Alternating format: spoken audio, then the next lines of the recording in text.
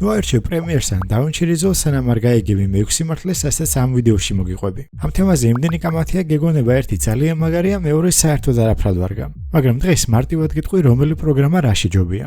ვისთვის არის საუკეთესო და შენ რომელი უნდა აერჩიო. დავიწყოთ ყველაზე მარტივი თემით. ფასი. პრემიერი არის Adobe-ს ფასიანი პროდუქტი და მისი ფასი ჩვენს ქვეყანაში შეადგენს დაახლოებით $11. თუ ვაპირებთ რომ ერთწლიანი subscription-ი ვიყიდოთ.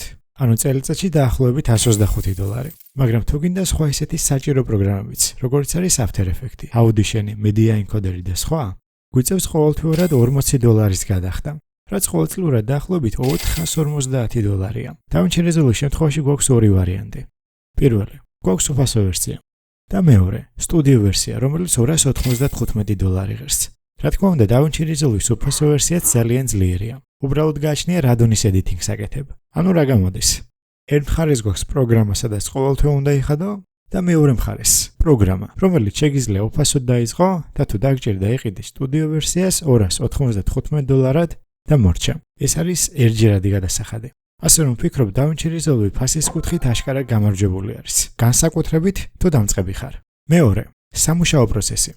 სად არის მუშაობა უფრო კომფორტული? DaVinci Resolve-ში თუ პრემიერში? ჩემი აზრით, Adobe-ს პროგრამებში მუშაობას თუ შეჩეული ხარ, პრემიერი ძალიან მოგეწონება, რადგან Adobe-ს პროგრამები ერთმანეთთან კავშირში არის. DaVinci Resolve-ი ასე თქვათ ამბობს, რომ შენ არ გჭირდება 9 სხვადასხვა პროგრამა editing-ისთვის, რადგან ჩემთან ყველაფერი ერთია. ასე რომ თუ შენ ხარ ტიპი, რომელსაც არ უნდა რომ 9 ფანჯარა გახსნას, DaVinci Resolve-ი ძალიან მოგეწონება. მაგრამ თუ Adobe-ს პროგრამებში მუშაობა შეჩეული ხარ, პრემიერში თავს ისე კარგად იგრძნობ, როგორც თევზის წყალში. მესამე საკითხი. ფერები. ბევრი ადამიანის აზრით, როცა საქმე ფერებს ეხება, DaVinci Resolve საერთოდ სხვა დონეზე დგას. და მართლაც ასეა.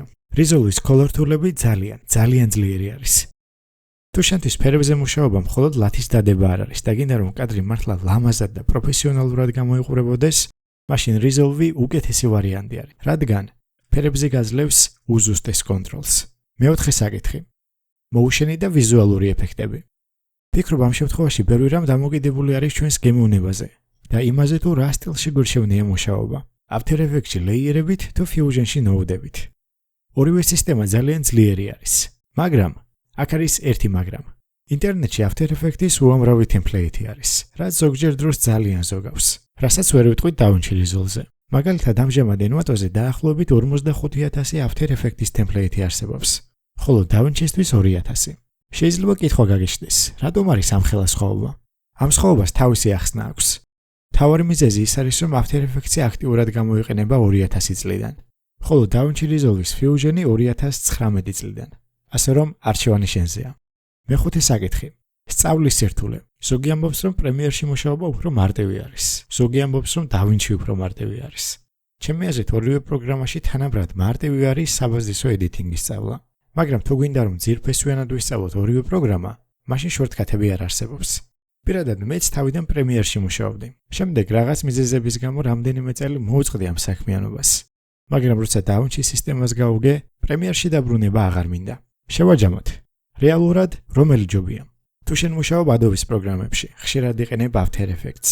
შეჩეული ხარ ამ საქმის კეთებას, რადგან ჭირდება ძალიან ბევრი motion-ი და კლიენტებიც კმაყოფილნი არიან, მაშინ Premiere Pro შენთვის არის. მაგრამ თუ გინდა უფასოდ დაწყება, ჩემსავით უპირატესობას ანიჭებ ფერებს და იმას, რომ ყველაფერი ერთ პროგრამაში გაქვს, Resolve შენთვის არის. ასე რომ ორივე მაგარია. თავარია, პროგრამა, რომელსაც აირჩევ, შენს სტილს ერგებოდეს. დაფიქრდი, რომელი გაძლევს უფრო სწრაფ workflows, უფრო ზუსტ კონტროლს და ნაკლებ თავისტკივილს.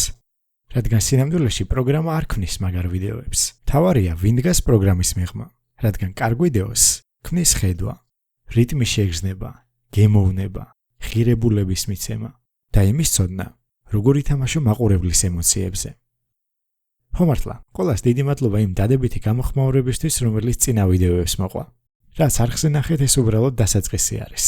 ამ არხზე ისწავლი ისეთ უნარებს, რომელიც დაგეხმარება editing-ის შემოსავლის წყაროდ აქციო. შემდეგ ვიდეოში შევხვდებით.